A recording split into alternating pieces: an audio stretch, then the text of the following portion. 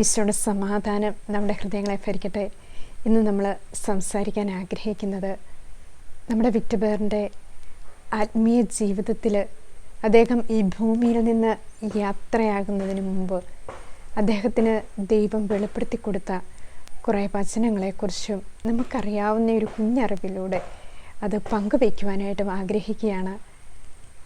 കർത്താവ് എങ്ങനെയാണ് തൻ്റെ വിശുദ്ധരെ, തൻ്റെ പ്രവാചകന്മാരെ, തനിക്കിഷ്ടമുള്ളവരെ നയിക്കുന്നത് എന്നുള്ള കാര്യമാണ്. ഈ വചനങ്ങളെക്കുറിച്ചൊക്കെ ധ്യാനിക്കുമ്പോൾ നമുക്ക് മനസ്സിലാകും ദൈവത്തിൻ്റെ ചൈതന്യം എത്ര ശക്തമാണ് എന്ന്.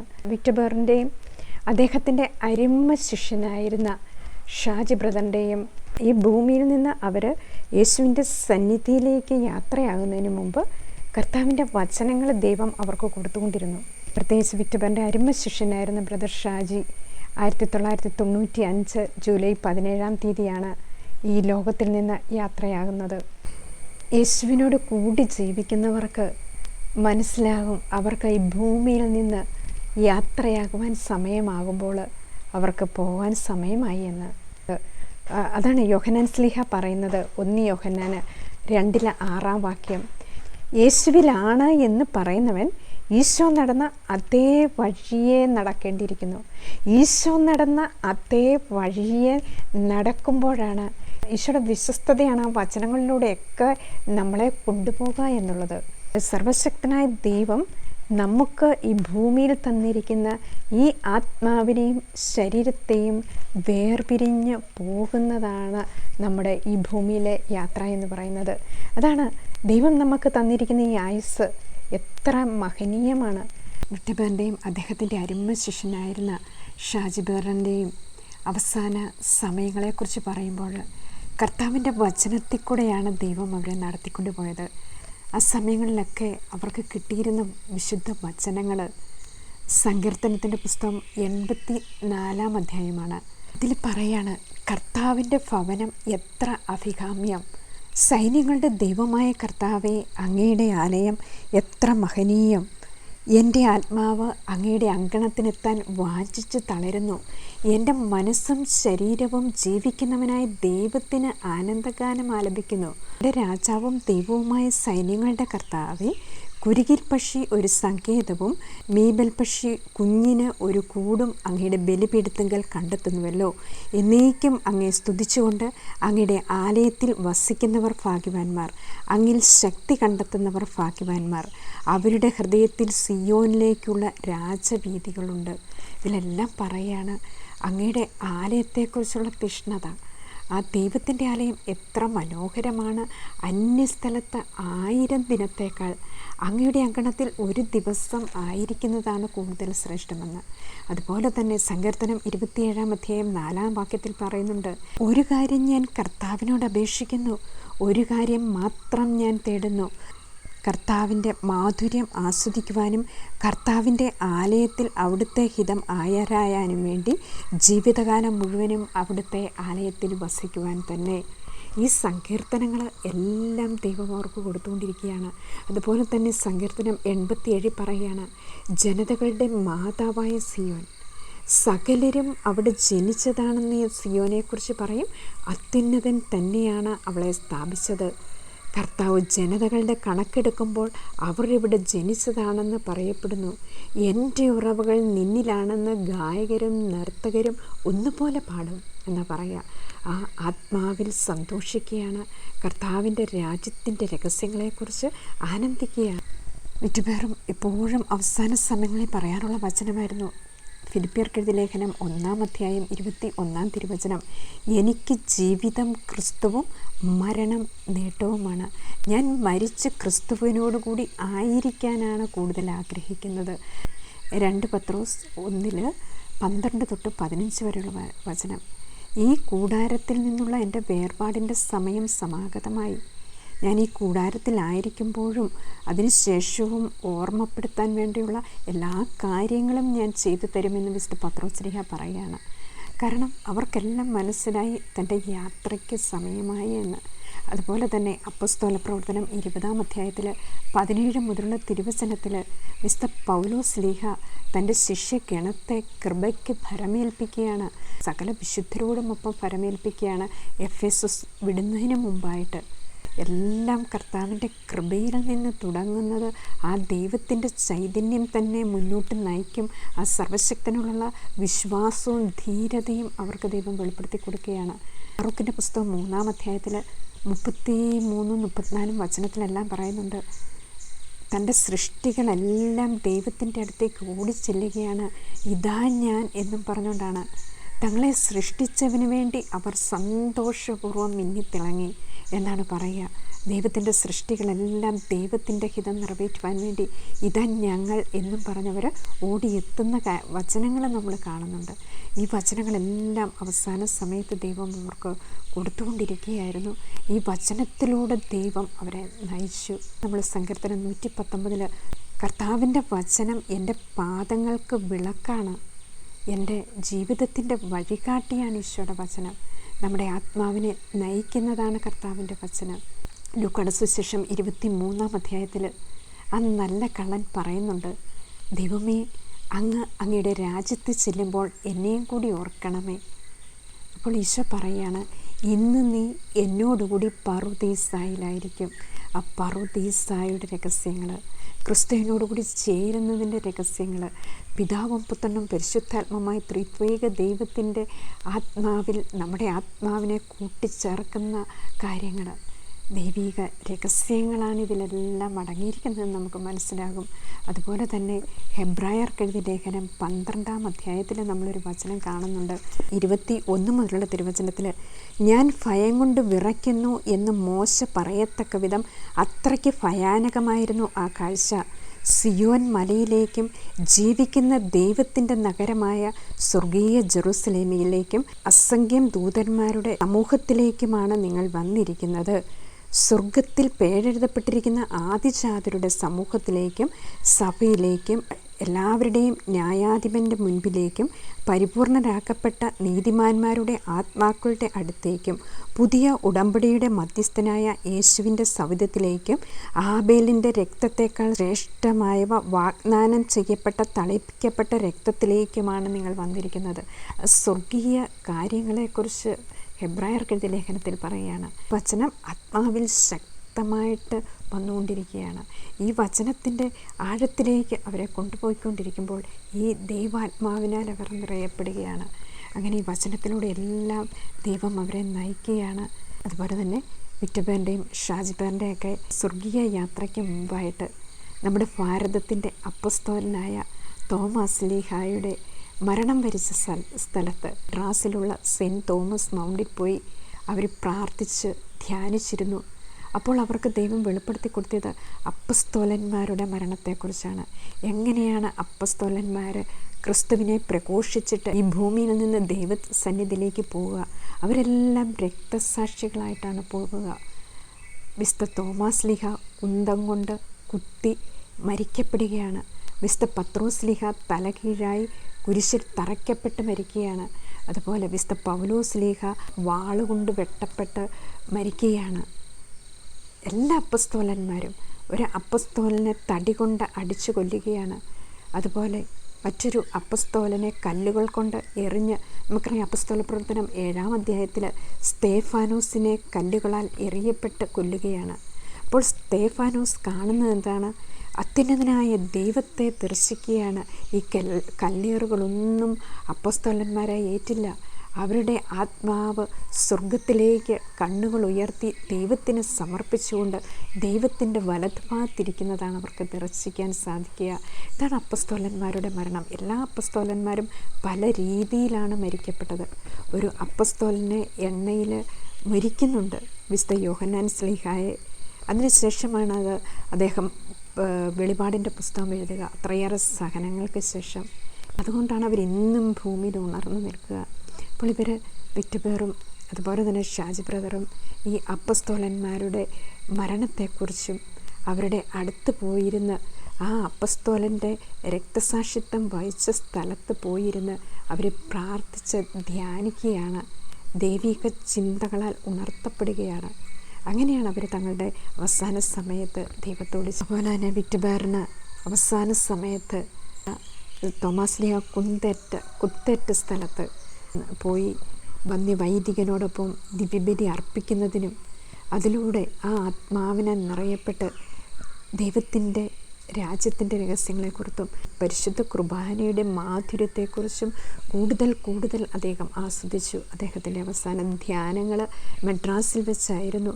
ആ ധ്യാനത്തിലെല്ലാം ദിവ്യബലിയുടെ സമയത്ത് അദ്ദേഹം കണ്ണുനീർ പൊഴിച്ച് ദൈവത്തിന് നന്ദി അർപ്പിക്കുന്ന സമയങ്ങളുണ്ടായിട്ടുണ്ട്. വിറ്റുബാർ പറയും, വിശുദ്ധ വചനങ്ങളും പരിശുദ്ധ കുർബാനയും കൂടി ഒന്നിച്ചേരുമ്പോൾ ആത്മാവിൻ്റെ ശക്തി വളരെ വലുതാണ്.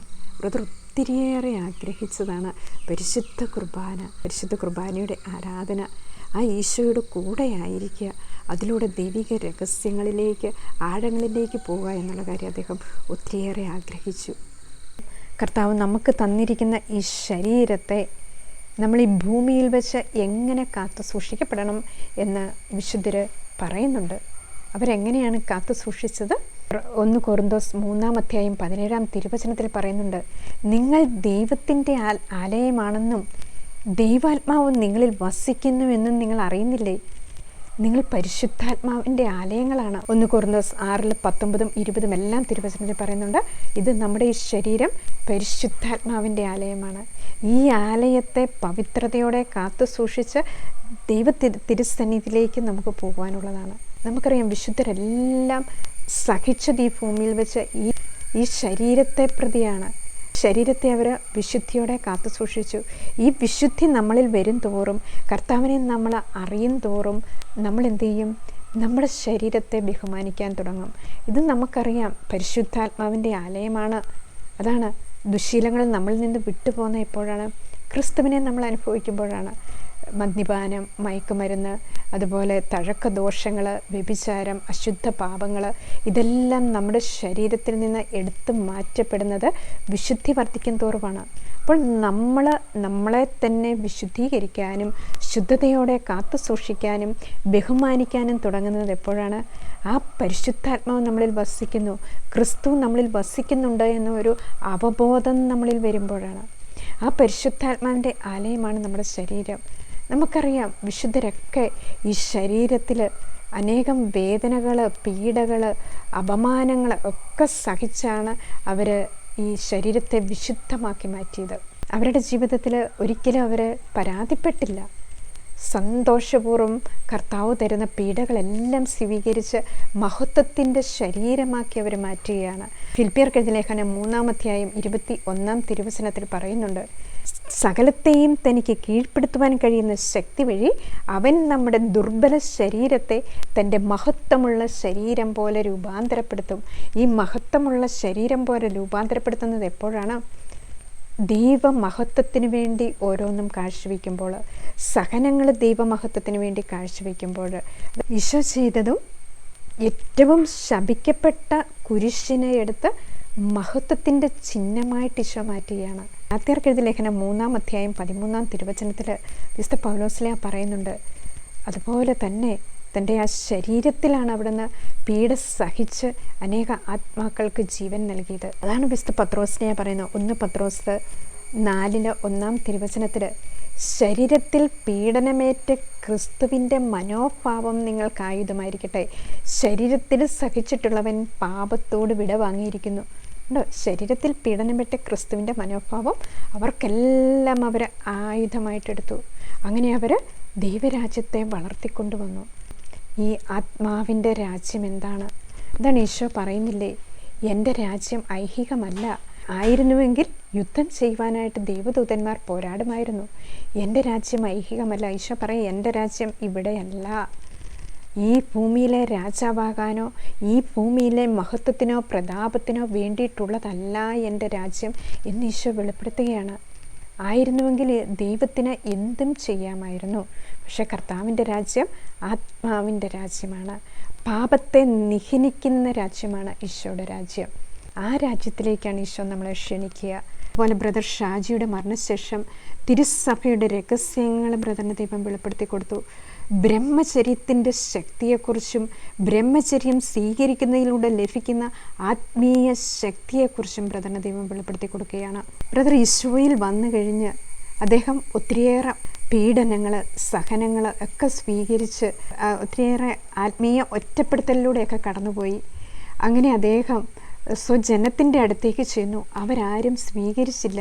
അപ്പോഴാണ് അദ്ദേഹം വിജാതിരുടെ അടുത്തേക്കും തന്നെ പല സ്ഥലങ്ങളിലേക്കും പോയി കർത്താവിനെ കൊടുക്കുവാനായിട്ട് തുടങ്ങിയത്.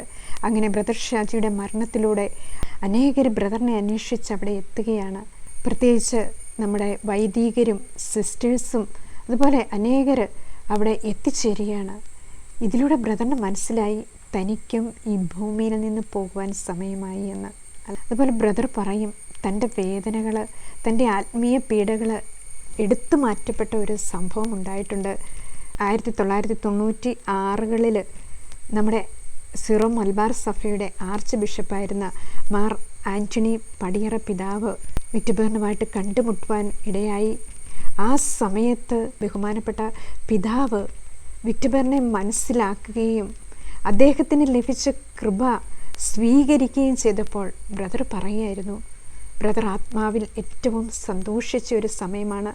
തനിക്കുണ്ടായിരുന്ന പീഡകളെല്ലാം എടുത്തു മാറ്റപ്പെട്ടതുപോലെ തനിക്ക് അനുഭവപ്പെട്ടു. പിതാവ് തൻ്റെ തലയിൽ കൈവച്ച് പ്രാർത്ഥിച്ചപ്പോൾ ദൈവത്തിന് നന്ദി പറഞ്ഞ് അന്ന് ബഹുമാനപ്പെട്ട ആൻ്റണി പടിയറ പിതാവ് വിറ്റുബേറിനോട് പറയുകയാണ്, ഞങ്ങൾ ചെയ്യേണ്ട ശുശ്രൂഷയാണ് അങ്ങ് ചെയ്യുന്നത് എന്നും പറഞ്ഞ് അദ്ദേഹം ഹൃദയപൂർവ്വം ബ്രദറിനെ സ്വീകരിക്കുകയാണ്. അപ്പോൾ ബ്രദർ പറയും, എൻ്റെ പീഡകളെല്ലാം എടുത്തു മാറ്റി. അപ്പോൾ ബ്രദറിന് മനസ്സിലാകുകയാണ് താൻ ഈ ഭൂമിയിൽ നിന്ന് യാത്രയാകാൻ സമയമായി. കാരണം ഈശോ നടന്ന അതേ വഴിയിലൂടെ ഈശോ കൊണ്ടുപോവുകയാണ്.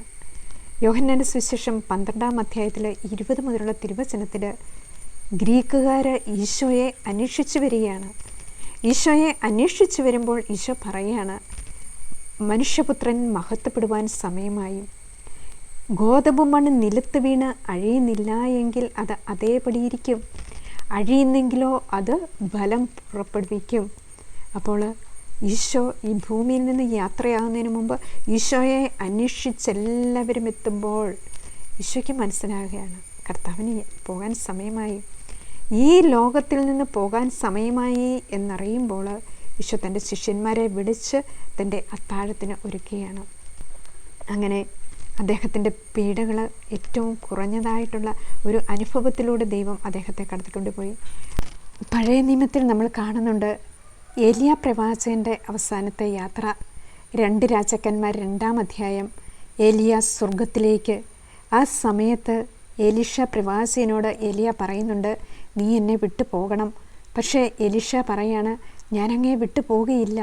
അങ്ങനെ എലീഷ അവസാന സമയം വരെയും ഏലിയയുടെ കൂടെ നിൽക്കുകയാണ്. ഏലിയ സ്വർഗത്തിലേക്ക് ഉയരുന്നത് എലീഷ കാണുകയാണ്. അങ്ങനെ ആ ഏലിയായുടെ ആത്മാവിൻ്റെ ഇരട്ടിപ്പങ്ക് എലീഷയ്ക്ക് ലഭിക്കുകയാണ്. അതുപോലെ തന്നെ നമ്മൾ കാണുന്നുണ്ട് മോശ ജോഷുവയുടെ തലയിൽ കൈവച്ച് അവസാന സമയത്ത് ആ കൃപ ജോഷുവയെ ഏൽപ്പിക്കുകയാണ്. അതിലൂടെ ജോഷുവ നയിക്കപ്പെടുകയാണ്. വിറ്റുബേറിൻ്റെ അവസാന സമയത്ത് എല്ലാവരും അദ്ദേഹത്തിൻ്റെ അടുത്ത് ഓടിയെത്തിയപ്പോൾ ആ കൃപയുടെ ആധിക്യത്താൽ അനേകരിലേക്ക് ആ കൃപ പകർന്നു കൊടുക്കുകയാണ്. അപ്പോൾ ബ്രദർ പറയുന്ന ഒരു വചനമുണ്ട്, 2 കൊരിന്ത്യർ 4-ാം അധ്യായം 15-ാം തിരുവചനത്തിൽ പറയാണ്, അങ്ങനെ കൂടുതൽ കൂടുതൽ ആളുകളിൽ കൃപ സമർത്ഥമാകുന്ന വഴി ദൈവമഹത്വത്തിന് ഞാൻ കൂടുതൽ കൃതജ്ഞത അർപ്പിക്കപ്പെടുന്നു, ദൈവമഹത്വത്തിന് കൂടുതൽ നന്ദി അർപ്പിക്കപ്പെടുന്നു. അങ്ങനെ അനേകരിലേക്ക് കർത്താവ് തന്ന ഈ കൃപ അയക്കപ്പെടണം എന്നുള്ളത് അദ്ദേഹത്തിൻ്റെ ഏറ്റവും ആഗ്രഹമായിരുന്നു. പ്രത്യേകിച്ച് കർത്താവിൻ്റെ മണവാട്ടിയായ സഭ കർത്താവിൻ്റെ ഈ കൃപ തിരിച്ചറിയണം എന്നുള്ള കാര്യം അദ്ദേഹം തീക്ഷ്ണമായി ആഗ്രഹിച്ചിരുന്നു. അതിനുവേണ്ടി അദ്ദേഹം എത്ര ത്യാഗം ചെയ്യാനും തയ്യാറായിരുന്നു. േ അതിൽ വസിക്കുന്നവരെ ആനന്ദിക്കുവിൻ. വെളിപാടിൻ്റെ പുസ്തകം 12-ാം അധ്യായത്തിൽ പറയുന്നുണ്ട്. അപ്പോൾ സ്വർഗം ആനന്ദിക്കുകയാണ് തൻ്റെ വിശുദ്ധരുടെ മരണത്തിൽ. സങ്കീർത്തനം 116:15 പറയുന്നുണ്ട്, തൻ്റെ വിശുദ്ധരുടെ മരണം കർത്താവിന് അമൂല്യമാണ്, ദൈവത്തിന് അമൂല്യമാണ്. നമ്മൾ ഈ ഭൂമിയിൽ നിന്ന് വിശുദ്ധി പാലിച്ചു കഴിയുമ്പോൾ ദൈവസന്നിധിയിലേക്ക് ക്രിസ്തുവിൻ്റെ അടുത്തേക്ക് യാത്ര ചെയ്യുമ്പോൾ ദൈവം ആനന്ദിക്കുകയാണ്. കാരണം ഈ ഭൂമിയുടെ നിലനിൽപ്പിന് വേണ്ടി വിശുദ്ധരുടെ മധ്യസ്ഥം ആവശ്യമാണ്. വിറ്റുപേർ പറയും, വിശുദ്ധരെ സൃഷ്ടിക്കുകയാണ് നമ്മുടെ ശുശ്രൂഷ. അനേകം വിശുദ്ധരെ വാർത്തെടുക്കുന്നതായിരിക്കണം നമ്മുടെ ശുശ്രൂഷ. ആത്മാക്കളുടെ രക്ഷ മാത്രമായിരിക്കണം നമ്മുടെ ശുശ്രൂഷ. മാനസാന്തരം മാത്രമായിരിക്കണം നമ്മുടെ ശുശ്രൂഷ. ഇത് വരുമ്പോഴാണ് കർത്താവിൻ്റെ കൃപയ്ക്ക്, ഈശോയ്ക്ക് സന്തോഷിക്കാനുള്ള അവസരം കിട്ടുന്നത്. അതുപോലെ തന്നെ അദ്ദേഹത്തിന് അവസാന സമയങ്ങളിൽ ദൈവം കൊടുത്ത വചനം ഉത്തമഗീതത്തിൻ്റെ പുസ്തകമാണ്. മാനുഷിക രീതിയിൽ നമ്മൾ ആ വചനങ്ങൾ എടുത്താൽ മനസ്സിലാകുകയില്ല. പക്ഷേ ദൈവികമായ കണ്ണുകളിൽ, ആന്തരിക നേത്രങ്ങളിലൂടെ നമ്മൾ ആ വചനത്തിലൂടെ കടന്നു പോകുമ്പോൾ ബ്രദറിൻ്റെ ദൈവം ആ ഉത്തമഗീതത്തിലെ ഓരോ വചനങ്ങളും വെളിപ്പെടുത്തി കൊടുക്കുകയാണ്. അതിൽ പറയുകയാണ്, എൻ്റെ ആത്മാവേ എൻ്റെ മണവാട്ടി, എൻ്റെ പ്രിയൻ എൻ്റേതാണ്, ഞാൻ അവൻ്റേതും. ദൈവവുമായിട്ട് ഒന്നാകുന്നതിന് ഉള്ള അടയാളമായിട്ട് ദൈവം കൊടുക്കുകയാണ്. അതുപോലെ തന്നെ നമുക്കറിയാം, സഭാ പണ്ഡിതന്മാരും ദൈവശാസ്ത്രന്മാർക്കും വെളിപ്പെടുത്തി കിട്ടിയത് ഉത്തമഗീതത്തെക്കുറിച്ച്. അവർ പറയുന്നുണ്ട്, നമ്മുടെ ആത്മാവും ദൈവത്തിൻ്റെ ആത്മാവും കൂടെ ലയിക്കുന്ന ഒരു ആത്മീയ രഹസ്യമാണ് ഉത്തമഗീതം. മറ്റൊരു തരത്തിൽ പറഞ്ഞാൽ ഒരു ഭാര്യ ഭർത്തൃബന്ധത്തിൻ്റെ രഹസ്യമാണ് ഉത്തമഗീതം. അതുപോലെ തന്നെ ദൈവവും തൻ്റെ ഇസ്രായേൽ ജനതയും തമ്മിലുള്ള ആത്മീയ ബന്ധമാണ് ഉത്തമഗീതത്തിൽ പറയുക. അത്രമാത്രം രഹസ്യം ഉത്തമഗീതത്തിലുണ്ട്. അതുപോലെ ക്രിസ്തുവും സഭയും തമ്മിലുള്ള ബന്ധമാണ് ഉത്തമഗീതം. ഏറ്റവും പ്രധാനപ്പെട്ടത് നമ്മുടെ ആത്മാവും ദൈവത്തിൻ്റെ ആത്മാവും തമ്മിലുള്ള സംയോഗമാണ്, ഒന്നാകലാണ്. ഇതിലൂടെ, ഈ വചനത്തിലൂടെ ഒക്കെ കടത്തിക്കൊണ്ട് പോവുകയാണ് അവസാന സമയത്ത്. ഈ സമയത്തൊക്കെ കൂടെ നിന്നവർക്ക് ആർക്കും ബ്രദറിനെ മനസ്സിലായിരുന്നില്ല. ബ്രദർ സ്വന്തം മക്കളെപ്പോലെ തൻ്റെ ശിഷ്യന്മാരെ കൊണ്ടു നടന്നപ്പോഴും അവരാരും അദ്ദേഹത്തെ മനസ്സിലാക്കിയില്ല, ആരും കൂട്ടുചേർന്നതില്ല. എങ്കിലും അദ്ദേഹം തൻ്റെ ക്രിസ്തുവിൻ്റെ പീഡാസഹനങ്ങളോട് ചേർത്ത് തൻ്റെ അവസാന സമയങ്ങൾ അദ്ദേഹം ദൈവത്തിന് സമർപ്പിക്കുകയാണ്. വളരെ സന്തോഷപൂർവ്വം ക്രിസ്തുവിൻ്റെ പീഡകളിൽ പങ്കുകാരായതിൽ അദ്ദേഹം സന്തോഷിക്കുകയാണ്. ദൈവത്തിന് നന്ദിയും കൃതജ്ഞതയും അദ്ദേഹം പാടുകയാണ്. ആ ഉത്തമഗീതത്തിൽ പറയുന്നുണ്ട്, ആത്മനാഥനെ ചാരി വിദൂരത്ത് നിന്ന് വരുന്ന ഇവൾ ആരാണ്? അത്രമാത്രം സഹിച്ച് തൻ്റെ ജീവിതം മുഴുവനും അനേക ആത്മാക്കൾക്ക് വേണ്ടി ചാരി വെച്ച തൻ്റെ ആത്മാവിനെക്കുറിച്ച്, നമ്മുടെ ഓരോരുത്തരുടെ ആത്മാവിനെക്കുറിച്ച് ദൈവം സന്തോഷിക്കുന്ന സമയമാണ്. ആത്മനാഥനെ ചാരി വിദൂരത്ത് നിന്ന് വരുന്ന ഇവൾ ആരാണ്? നമ്മുടെ ആത്മാവിനെക്കുറിച്ച് ദൈവം പറയുകയാണ്. വിറ്റുബറിനെ സംബന്ധിച്ചിടത്തോളം ഈ വചനങ്ങളെല്ലാം അദ്ദേഹത്തിന് ദൈവം വെളിപ്പെടുത്തി കൊടുത്തു. ആത്മാവിൻ്റെ ഒറ്റപ്പെടുത്തലിലൂടെ അദ്ദേഹം കടന്നുപോയി. അതുപോലെ തന്നെ പിശാചിൻ്റെ പീഡകൾ വളരെ ശക്തമായിരുന്നു അദ്ദേഹത്തിന്. അവസാന സമയങ്ങളിൽ പല തരത്തിലുള്ള ഈവിൾ സ്പിരിറ്റ് അദ്ദേഹത്തെ വന്ന് അറ്റാക്ക് ചെയ്തു. എങ്കിലും അദ്ദേഹം വളരെ ശക്തനായി പരിശുദ്ധ കന്യാമറിയത്തിൻ്റെ മധ്യസ്ഥം യാചിച്ചുകൊണ്ട് തൻ്റെ യാത്രയ്ക്കായിട്ട് അദ്ദേഹം ഒരുങ്ങുകയാണ്. ഉത്തമഗീതത്തെ വചനത്തെക്കുറിച്ച് നമ്മൾ ധ്യാനിക്കുമ്പോൾ എഫെസസുകാർക്ക് എഴുതിയ ലേഖനം 5-ാം അധ്യായം 22 തൊട്ട് 32 വരെയുള്ള തിരുവചനത്തിൽ വിശുദ്ധ പൗലോസ്ലീഹ പറയുന്നുണ്ട് ഭാര്യ ഭർത്തൃ ബന്ധത്തെക്കുറിച്ച്, ക്രിസ്തുവും സഭയും തമ്മിലുള്ള ബന്ധത്തെക്കുറിച്ച്. അതിൽ പറയാണ്, ഇത് വലിയ ഒരു രഹസ്യമാണ്. ക്രിസ്തുവിനോടും സഭയോടും ബന്ധപ്പെടുത്തിയാണ് ഞാനിത് പറയുന്നത്. എഫെസസുകാർക്ക് ലേഖനം 5-ാം അധ്യായം 25 മുതലുള്ള തിരുവചനത്തിൽ പറയാണ്, ഭർത്താക്കന്മാരെ, ക്രിസ്തു സഭയെ സ്നേഹിക്കുകയും അവളെ വിശുദ്ധീകരിക്കുവാൻ വേണ്ടി തന്നെ സമർപ്പിക്കുകയും ചെയ്തതുപോലെ നിങ്ങൾ ഭാര്യമാരെ സ്നേഹിക്കണം. അവൻ സഭയെ വിശുദ്ധീകരിക്കുന്നതിന് ജലം കൊണ്ട് കഴുകി വചനത്താൽ വെണ്മയുള്ളതാക്കി. ഇത് അവളെ കറയോ ചുളിവോ മറ്റു കുറവുകളോ ഇല്ലാതെ മഹത്വപൂർണ്ണയായി തനിക്ക് തന്നെ പ്രതിഷ്ഠിക്കുന്നതിനും അവൾ കളങ്കരഹിതയും പരിശുദ്ധിയുമായിരിക്കുന്നതിനും വേണ്ടിയാണ്.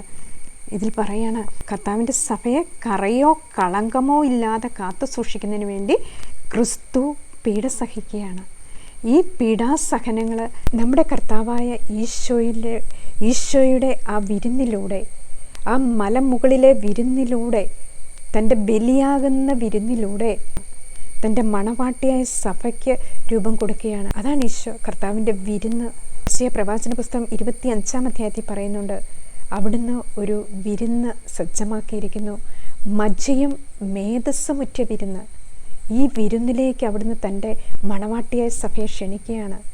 ഈ ഒരു ക്ഷണനമാണ് നമ്മുടെ ആത്മാവിനെ. അതാണ് ഉൽപ്പത്തി പുസ്തകം 2-ാം അധ്യായത്തിൽ 21-ഉം 22-ഉം തിരുവചനത്തിൽ നമ്മൾ കാണുന്നുണ്ട്.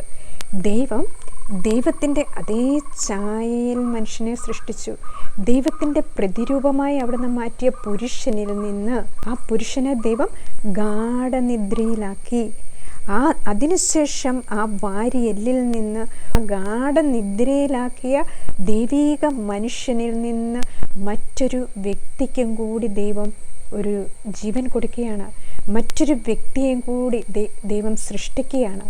അതേ ഛായയിലും സാദൃശ്യത്തിലും തന്നോട് അനുരൂപരായ സ്ത്രീയെ ദൈവം വാർത്തെടുക്കുന്നുവെന്ന് നമ്മൾ ഉൽപ്പത്തി പുസ്തകത്തിൽ കാണുന്നുണ്ട്. എന്നിട്ട് പറയാണ്, ഇവളെൻ്റെ അസ്ഥിയിൽ നിന്നുള്ള അസ്ഥിയാണ്, എൻ്റെ മാംസത്തിൽ നിന്നുള്ള മാംസവുമാണ് എന്നാണ് പറയുക. എന്താണ് ഈ വചനം? നമ്മുടെ കർത്താവായ ഈശോ തൻ്റെ അസ്ഥിയിൽ നിന്നുള്ള അസ്ഥിയും മാംസത്തിൽ നിന്നുള്ള മാംസവുമായിട്ട് മാറ്റി നിർത്തപ്പെട്ടതാണ് തൻ്റെ സഭ. അത്രമാത്രം വെണ്മയുള്ളവരായി കാത്തു സൂക്ഷിക്കപ്പെടാൻ വേണ്ടി തൻ്റെ ജനത്തെ മുഴുവൻ വിശുദ്ധിയോടും നീതിയോടും പരമാർത്ഥ ഹൃദയത്തോടും കൂടി ഭരിക്കുവാൻ വേണ്ടി തിരഞ്ഞെടുക്കപ്പെട്ടതാണ് ക്രിസ്തുവിൻ്റെ മണവാട്ടിയായ സഭ. 2000 വർഷമായിട്ടും കർത്താവിൻ്റെ പരിശുദ്ധാത്മാവിനാൽ അവ നയിക്കപ്പെടുകയാണ്. പ്രശ്നങ്ങളുണ്ടാകും, തകർച്ചകളുണ്ടാകും. എങ്കിലും ഈശോ പറയുന്നുണ്ട്, നരക കവാടങ്ങൾ അതിനെതിരെ പ്രബലപ്പെടുകയില്ല എന്ന് പറയുക. അതുപോലെ ദൈവം തൻ്റെ രക്തം കൊടുത്ത് വാങ്ങിയവരാണ് ദൈവത്തിൻ്റെ സഭ. ഇതാണ് ഈ ആത്മാക്കൾക്ക് അവസാന സമയത്ത് ദൈവം കാണിച്ചു കൊടുക്കുകയാണ്. ഓരോ വിശുദ്ധരിൽ നിന്നും ഓരോ ചൈതന്യം ദൈവം രൂപപ്പെടുത്തി അവിടെ നിന്നും ഒരു സഭ രൂപം കൊള്ളുന്നതും ഇതുപോലെ തന്നെയാണ്. ആ ചൈതന്യത്തിൽ വളർന്നു വരുവാൻ വിക്ടബറിനെ സംബന്ധിച്ചിടത്തോളം അദ്ദേഹത്തിൻ്റെ ഏറ്റവും വലിയ ആഗ്രഹമായിരുന്നു ഒരു ഓർഡറായി തൻ്റെ ശിഷ്യരുണ്ടാകണം, അതിലെല്ലാത്തരം ആൾക്കാരും ഉണ്ടാകണം. ഫാദേഴ്സ് ഉണ്ടാകണം, സിസ്റ്റേഴ്സ് ഉണ്ടാകണം, കപ്പിൾസ് ഉണ്ടാകണം, ബ്രദേഴ്സ് ഉണ്ടാകണം. എല്ലാ തരത്തിലുള്ള ആൾക്കാരും ഈ ചൈതന്യത്തെ സ്വീകരിച്ചുകൊണ്ട് വരണം എന്നുള്ളത് അദ്ദേഹത്തിൻ്റെ അവസാനത്തെ ഏറ്റവും വലിയ സ്വപ്നമായിരുന്നു, ഏറ്റവും വലിയ ആഗ്രഹമായിരുന്നു. അതിനുവേണ്ടി അദ്ദേഹം വളരെ ശക്തമായി തീക്ഷ്ണമായിട്ട് ആഗ്രഹിക്കുകയും പ്രാർത്ഥിക്കുകയും ചെയ്തു. അദ്ദേഹം ആഗ്രഹിച്ച അവസാനത്തെ ഏറ്റവും വലിയൊരു കാര്യമാണ് 1 കൊറിന്തോസ് 1:10 വാക്യം. എല്ലാവരും ഒരേ ആത്മാവോടും ഒരേ ഐക്യത്തോടും ഒരേ സ്നേഹത്തോടും കൂടി ഈ കർത്താവ് തുടങ്ങി വെച്ച ശുശ്രൂഷ പൂർത്തിയാക്കുക. അദ്ദേഹം പറയും, നമ്മളല്ല പ്രവർത്തിക്കുന്നത്, കർത്താവിൻ്റെ കൃപയാണ് പ്രവർത്തിക്കുന്നത്. ദൈവത്തിൽ നിന്ന് തുടങ്ങിയത് ദൈവത്തിൽ പോയി അവസാനിക്കുകയുള്ളൂ. ദൈവത്തിൽ നിന്ന് തുടങ്ങുക എന്ന് പറയുമ്പോൾ മാനസാന്തരത്തിൽ നിന്ന് തുടങ്ങുന്നതാണ്. അങ്ങനെ ബ്രദറെ, അവസാന സമയത്ത് ഏറ്റവും സന്തോഷിച്ചൊരു സമയമുണ്ട്. കർത്താവിന് വേണ്ടി തങ്ങളുടെ ജീവിതം പരിപൂർണമായിട്ട് സമർപ്പിച്ച് ഈ ഒരു കാര്യത്തിന് വേണ്ടി മാറ്റിവെക്കപ്പെട്ടുകൊണ്ട് ഇറങ്ങിത്തിരിച്ചവരെ കണ്ട് ബ്രദർ ആത്മാവിൽ സന്തോഷിച്ച് ദൈവത്തിന് കൃതജ്ഞത അർപ്പിച്ച് അദ്ദേഹം പറയുകയുണ്ടായി, കർത്താവിൽ നിന്ന് തുടങ്ങിയാൽ കർത്താവാണ് കൊണ്ടുപോവുക. ബ്രദർ അവരെ നോക്കി പറഞ്ഞൊരു വചനമുണ്ട്, 1 യോഹന്നാൻ 3:1-3 വരെയുള്ള വചനം. അതിൽ പറയാണ്, കണ്ടാലും എത്ര വലിയ സ്നേഹമാണ് പിതാവ് നമ്മോട് കാണിച്ചത്. ദൈവമക്കളെന്ന് നാം വിളിക്കപ്പെടുന്നു, നാം അങ്ങനെയാണ് താനും. ലോകം നമ്മെ അറിഞ്ഞിട്ടില്ല, കാരണം അതവിടുത്തെ അറിഞ്ഞിട്ടില്ല. പ്രിയപ്പെട്ടവരെ, നാം ഇപ്പോൾ ദൈവത്തിൻ്റെ മക്കളാണ്. നാം എന്തായി തീരുമെന്ന് ഇതുവരെയും വെളിപ്പെട്ടിട്ടില്ല. എങ്കിലും ഒരു കാര്യം നാം അറിയുന്നു, അവിടുന്ന് പ്രത്യക്ഷനാകുമ്പോൾ നാം അവിടുത്തെ പോലെയാകും. അവിടുന്ന് ആയിരിക്കുന്നത് പോലെ നാം അവിടുത്തെ കാണുകയും ചെയ്യും. ഈ പ്രത്യാശയുള്ളവൻ അവിടുന്ന് പരിശുദ്ധനായിരിക്കുന്ന പോലെ തന്നെ വിശുദ്ധനാക്കുന്നു. പിതാവായ ദൈവത്തിൻ്റെ സ്നേഹവും പുത്രനായ ഈശോയുടെ സമർപ്പണവും പരിശുദ്ധാത്മമായ ദൈവത്തിൻ്റെ ആവാസവും എല്ലാം അവസാന സമയത്ത് ബ്രദറിന് ഇത് മനസ്സിലാകുകയാണ്. അതുകൊണ്ട് ഒരിക്കലും ഒരു വ്യക്തിക്ക് പൂർണ്ണമായിട്ട് കർത്താവിന് വേണ്ടി ഇറങ്ങിത്തിരിക്കാൻ സാധിക്കുകയില്ല.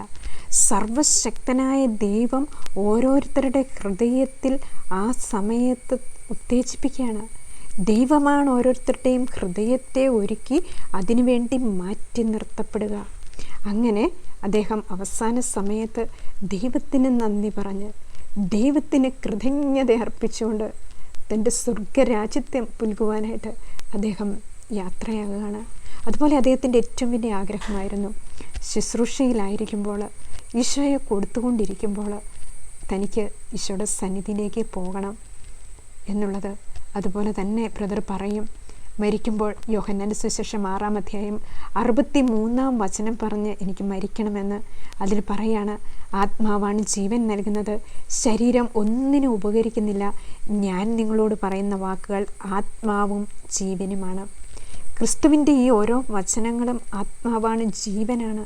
അതുപോലെ അദ്ദേഹത്തിന് ഏറ്റവും ഇഷ്ടപ്പെട്ട വചനമാണ് യോഹന്നാൻ്റെ സുവിശേഷം 14-ാം അധ്യായം 6-ാം വാക്യം, വഴിയും സത്യവും ജീവനും ഞാനാണ്, എന്നിലൂടെ അല്ലാതെ ആരും പിതാവിൻ്റെ അടുത്തേക്ക് പോവുകയില്ല.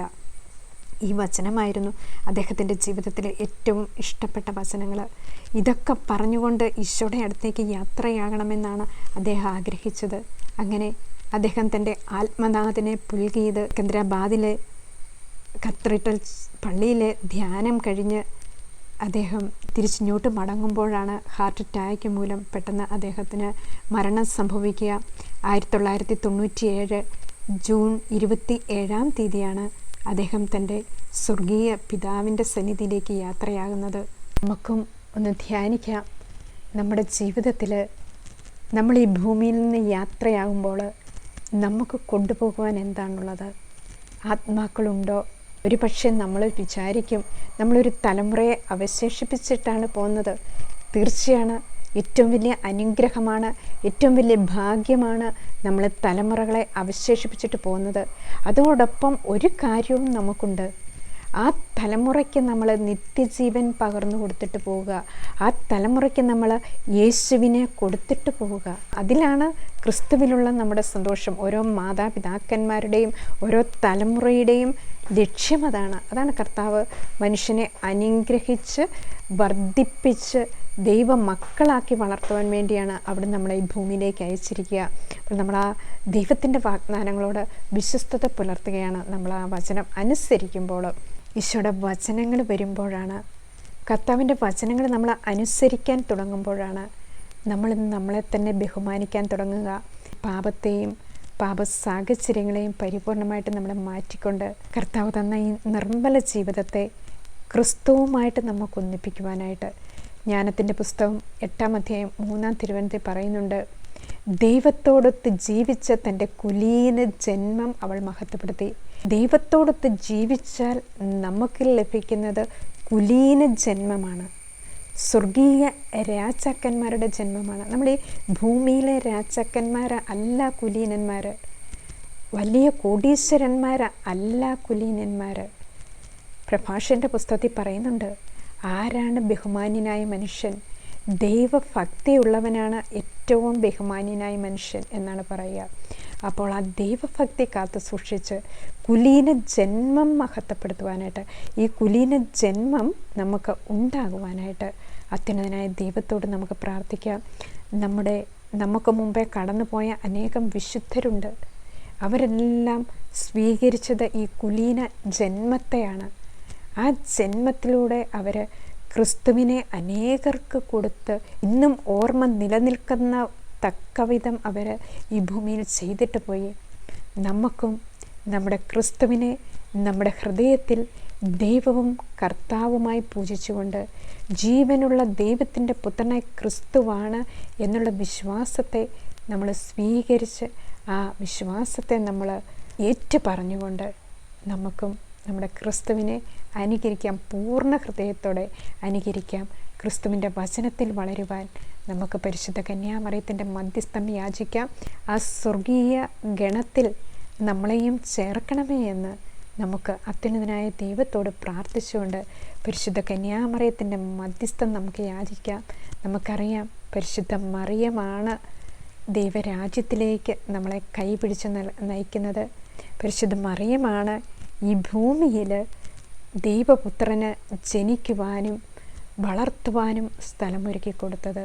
ആ പരിശുദ്ധ മറിയത്തിൻ്റെ മധ്യസ്ഥം നമുക്ക് യാചിച്ചുകൊണ്ട് നന്മ നിറഞ്ഞ മറിയമേ സ്വസ്തി, കർത്താവ് അങ്ങയോട് കൂടെ സ്ത്രീകളിൽ അങ്ങ് അനുഗ്രഹിക്കപ്പെട്ടവളാകുന്നു. അങ്ങയുടെ ഉദരത്തിൻ ഫലമായി ഈശോ അനുഗ്രഹിക്കപ്പെട്ടവനാകുന്നു. പരിശുദ്ധ മറിയമേ തമ്പുരാൻ്റെ അമ്മേ, പാപികളായ ഞങ്ങൾക്ക് വേണ്ടി ഇപ്പോഴും ഞങ്ങളുടെ മരണസമയത്തും തമ്പുരാനോട് അപേക്ഷിച്ചുകൊള്ളണമേ. ആമേൻ.